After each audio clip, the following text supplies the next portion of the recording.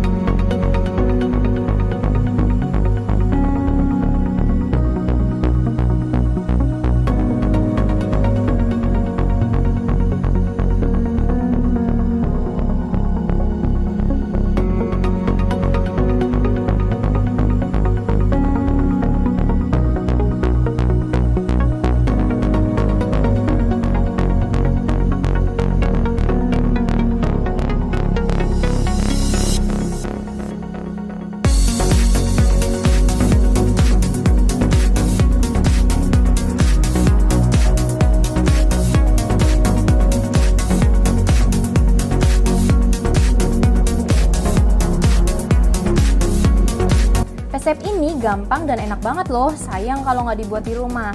Nah, untuk kalian yang udah coba resepnya, jangan lupa komen di bawah ya.